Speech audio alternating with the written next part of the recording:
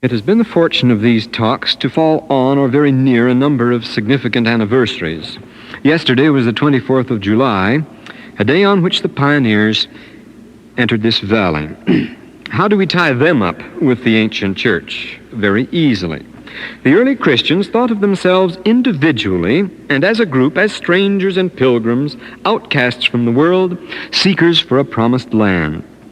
Collectively, the churches described themselves as sojourning in this or that place in the first century. One of the earliest Christian documents after the New Testament, the so-called First Clement, begins the Church of God sojourning at Rome to the Church of God sojourning in Corinth, where the word for sojourning is the familiar classical expression to denote a stay or a visit in a place where one does not regularly belong. Here we have no continuing city, says the Hebrews. The earliest Christian literature is full of this motive. It soon disappears as the church settles down and changes its nature. The passage just cited, for example, is paraphrased in the opening sentences of the famous Pastor of Hermas, where the angel says, "Your city is far from this city. Why do you seek to own lands and buildings here?" The faithful have always compared themselves with Abraham, who, as Paul tells us, when he was called out to go into a place which he should after receive for an inheritance, obeyed.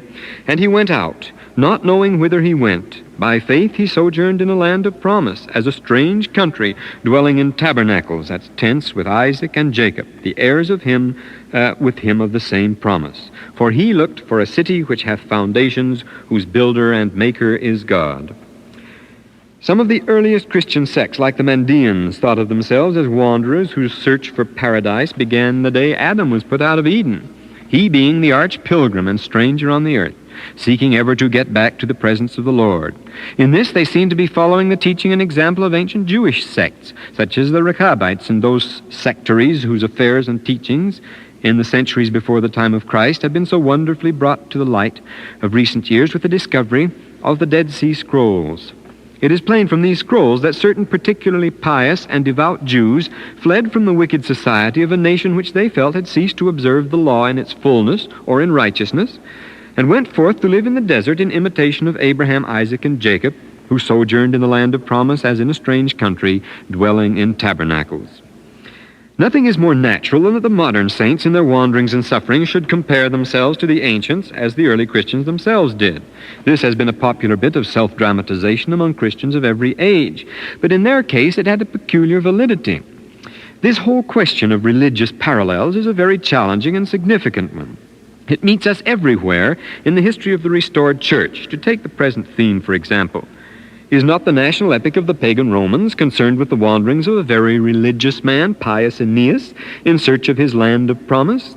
Is not his Greek counterpart and literary prototype, the good and noble Odysseus, who wanders a stranger and an outcast through the world until by divine aid he regains his rightful kingdom?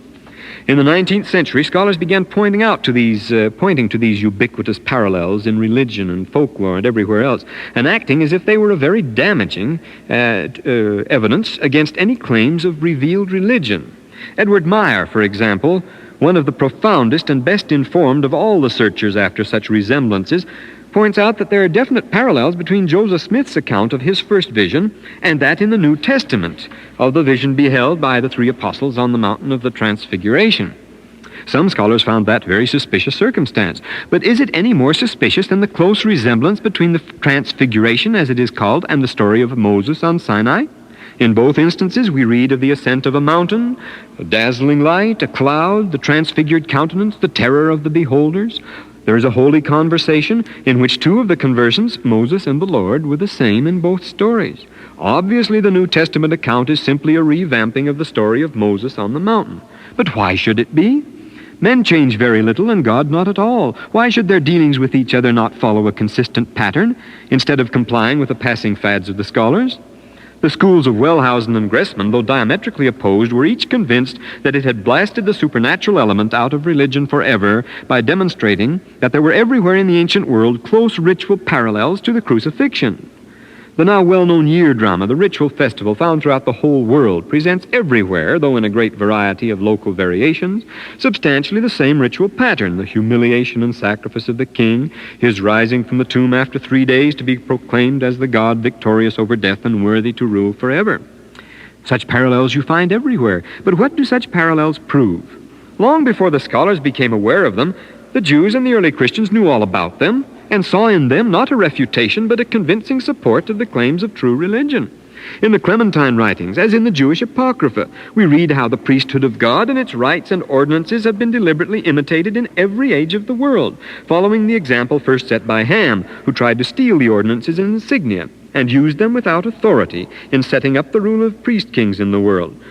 Jewish and Christian observers thought they could trace the diffusion of this imitation priesthood from a single center, and that is precisely the point to which modern comparative study seems to be bringing us.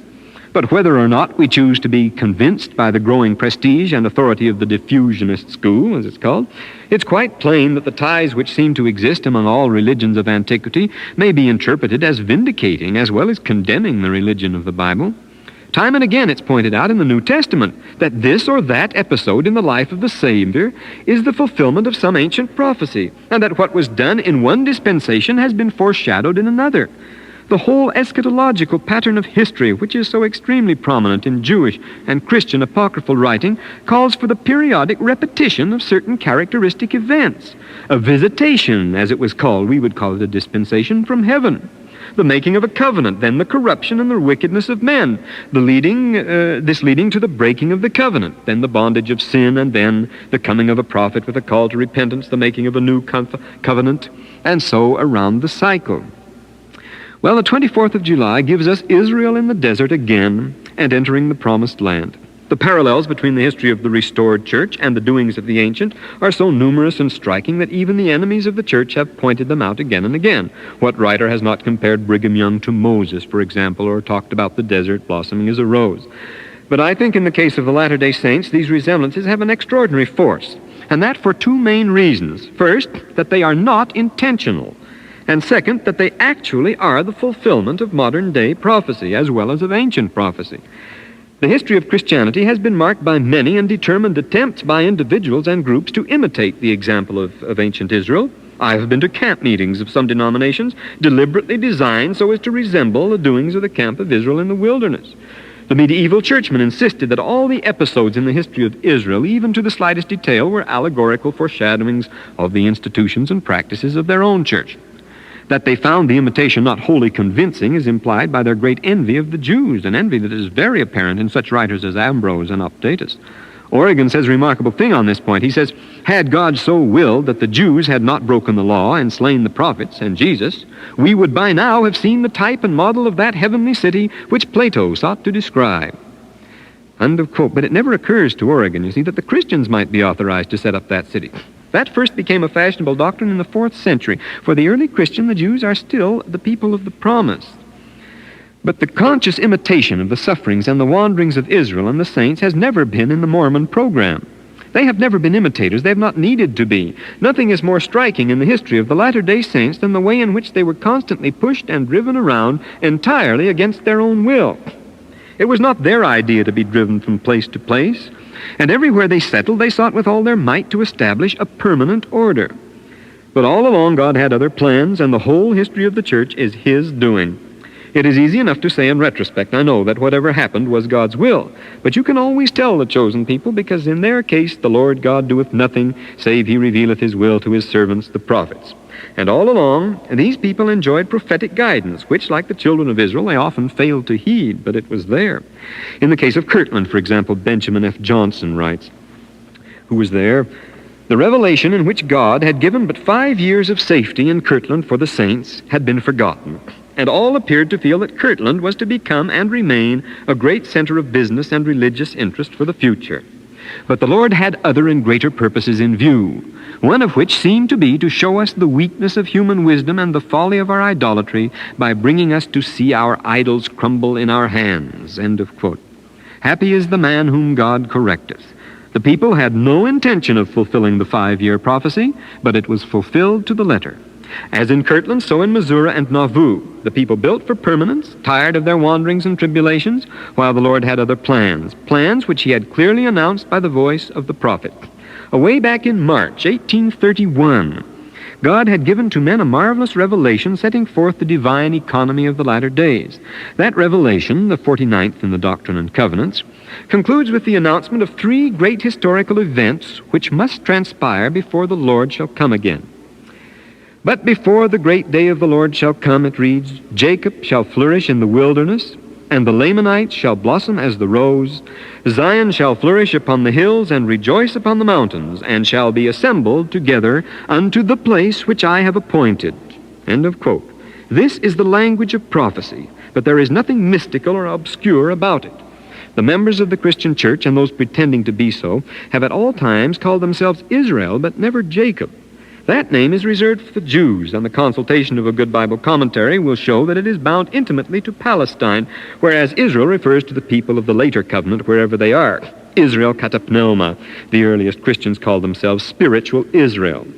Jacob was Israel's name before he wrestled with the Lord and received his new covenant. Jacob flourishing in the wilderness is the Jews prospering in their desert places. Of that there has never been any doubt in the minds of Latter-day Saints. Nor can there be the slightest doubt what is meant by the Lamanites blossoming as the rose. We all know who the Lamanites are, and the familiar expression from Isaiah 35:1 that the desert shall rejoice and blossom emphasizes not only a joyful but a totally paradoxical and unexpected event, the dead desert coming to life. Lastly, Zion has been from the very first the familiar code word, so to speak, designating the restored church. And here we are told, and I quote, that Zion shall flourish upon the hills, and rejoice upon the mountains, and shall be assembled together unto the place which I have appointed. This was given before the church was a year old. The Lord announces here that he has appointed a place of gathering upon the hills and the mountains. This could not possibly have been any place in the Middle West, and the prophet knew it. There is ample indication that he knew all along that the saints would not have rest in Jackson County, however determined they were to have it. But what we wish to point out on this 25th of July is the marvelous sweep and consequence of the prophecy. It would have been hard in 1831 to pick out among all the people of the world 3 less likely candidates for earthly glory than the Jews, the Indians, and the Mormons. The first named, after centuries of persecution, had still to face their greatest trials. Compared to the great slaughterings that were to come, the centuries of torment and danger they had been through were but a rough sort of heckling, and whoever dreamed they would go back to their desert. In 1831, the Indians, though long on the decline, still held the greater part of the continent, which they were presently to lose rapidly and catastrophically. 100 years of steady defeat lay ahead of them, ending in near annihilation. The restored church, less than a year old, as we have said, had not yet, for all its hardships, learned what persecution could really be. Almost a century of bitter, unrelenting, and often violent opposition lay ahead of it. What a sorry trio! Yet before the Lord should come again, these 3 were to flourish, to blossom, and to rejoice. Somehow the fortunes of all 3 were to move together, and that not by any collusion between them or any plan of coordination among men, but purely by the marvelous power of God. With him alone lay the plan and the power to bring it about. There is a saying of George Albert Smith, the grandfather of the late President Smith, to the effect that the saints came west of their own free will because they were forced to. That has always been the story. The saints have never been free to plan their own future because the Lord has done it for them, usually to their extreme discomfort and always to their great advantage. Untold thousands have fallen by the wayside because of this constant testing. After Kirtland, there was hardly a summer patriot left in the church, but the testing went right on, and those who survived the following decade, firm and unshaken, were truly the very elect. Yet other great trials lay ahead, the crossing of the plains and the settling of the valleys.